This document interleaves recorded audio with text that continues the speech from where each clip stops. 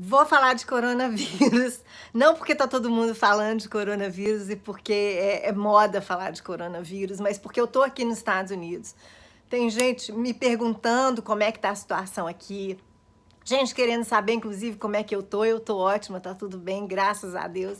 Até porque eu trabalho, eu fico muito em casa, eu faço muito home office, tenho contato com poucas pessoas, mas enfim. A situação aqui nos Estados Unidos é uma situação que eu vou dizer um pouco diferente do brasileiro, porque o americano, eu até diria, talvez a palavra neura, né? O americano talvez seja um pouco mais neurótico com essa história de doenças, então ele corre para os supermercados estão mesmo com as prateleiras vazias. Ontem a gente foi no supermercado comprar algumas coisas muito rapidamente e eu fiquei impressionada, a gente não conseguiu mesmo comprar papel higiênico, ainda bem que a gente tem alguns aqui ainda, que dá por um bom tempo, mas não, se você precisasse, não teria como comprar. Produtos de limpeza, alguns deles, alguns alimentos também, enfim, o supermercado muito vazio. Aqui na região onde eu tô, próximo de Fort Lauderdale tem uma região aqui que chama Las Olas, onde ficam vários bares, restaurantes, é muito movimentado. E nesse domingo eles resolveram fechar vários bares e restaurantes. Os empresários estão pedindo as pessoas para ficarem em casa, para trabalharem em casa, estão adiando eventos. A maratona de Boston foi adiada. Aconteceria agora em maio, vai acontecer só em setembro. Viagens estão sendo adiadas, estão sendo canceladas, enfim. A gente sabe que no mundo inteiro as pessoas estão tendo muita cautela nesse momento. Nós estamos acompanhando o que está acontecendo na Itália. Então a situação é muito séria. Por outro lado, eu vejo que o brasileiro parece que continua brincando com coisas sérias. E o que é mais triste é que a gente vê autoridades também parece que brincando com o que é sério. Ontem, naquela manifestação que acabou acontecendo, a gente viu, inclusive, o presidente que tinha sido recomendado a ficar mais recluso, apesar dele ter tido um primeiro diagnóstico negativo, mas foi pedido que ele fizesse, nessa outra semana que entra agora, um novo teste para confirmar se era negativo mesmo. Ele chegou a pedir às pessoas que não fossem para a rua e ele mesmo quebrou isso, foi para a rua, cumprimentou as pessoas, usou o celular dos outros. Gente, celular é uma coisa que eu vou pedir para vocês, não use da outra pessoa. O celular, quando você fala nele, tá muito próximo da sua boca, sendo que estão pedindo aí uma distância de 1 metro, pelo menos, de uma pessoa da outra. Essa questão da gente higienizar, lavar bem as mãos, evitar colocar as mãos em lugares muito públicos, né? E sempre que colocar, não levar ao rosto, lavar mais vezes ainda, enfim. O que me chama atenção é como que nós brasileiros levamos as coisas tão na brincadeira. E lembrando que o vírus está chegando no Brasil. O vírus já passou por vários outros países, fazendo um estrago verdadeiro.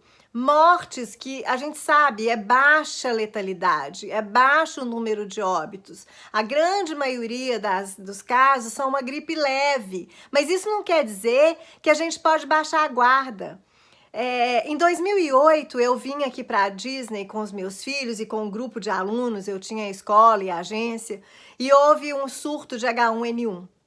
Eu lembro que naquela época as mães ficaram muito apavoradas, elas tentavam o tempo todo saber o que estava acontecendo, muito preocupadas com os filhos, e graças a Deus nós não tivemos com nenhum dos nossos passageiros nenhum tipo de problema. Mas eu e os meus filhos, quando nós chegamos no Brasil, nós fomos direto para o Hospital Eduardo de Menezes, tivemos um diagnóstico positivo do vírus, mas com um sintoma muito leve, todos nós, sintomas leves. Naquela época, eu me lembro que naquela época começou a venda de álcool gel, eu mesma estava fazendo Empretec, criamos uma empresa para vender o álcool gel, e aí a outra coisa que assusta também é a especulação e o quanto empresários se aproveitam dessa situação e aí passam a vender produtos a preços astronômicos. Gente, o que está me assustando na sociedade brasileira é a capacidade que a gente tem de ser egoísta.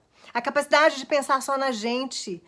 Eu espero, sinceramente, que essa crise, essa virose, que não é a última que vai acontecer no mundo, não é a última pandemia, não é a última epidemia, mas que ela seja pedagógica, que ela cause algum tipo de mudança, de transformação, que a gente possa aprender alguma coisa com essa lição. Para mim, o que é mais importante nessa história toda é um exercício de solidariedade, é um exercício do pensar no coletivo, de deixar de pensar só em mim, pensar mais no outro.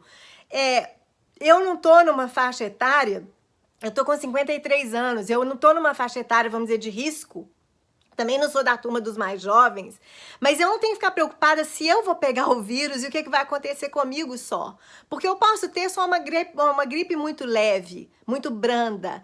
Mas a minha preocupação hoje é a que ponto eu posso me tornar um agente transmissor desse vírus para tantas outras pessoas e qual é a minha responsabilidade nesse movimento.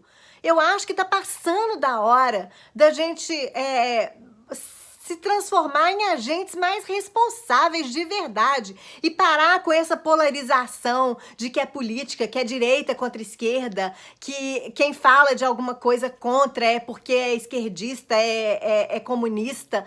Meu Deus, nós estamos precisando, sabe, nós precisamos aprender a sermos mais humanos, na essência da humanidade, sermos mais fraternos, preocupar com o outro verdadeiramente, sem querer tirar proveito, sem querer colocar um álcool gel que podia custar R$5, e ao contrário, devia estar sendo subsidiado, sendo entregue gratuitamente, não vendido a 20, 30, R$50. Quer dizer, o que está acontecendo conosco, com nós brasileiros, que a gente está ficando cada dia menos sensíveis e cada dia mais egoístas, cada dia mais preocupados com o próprio umbigo.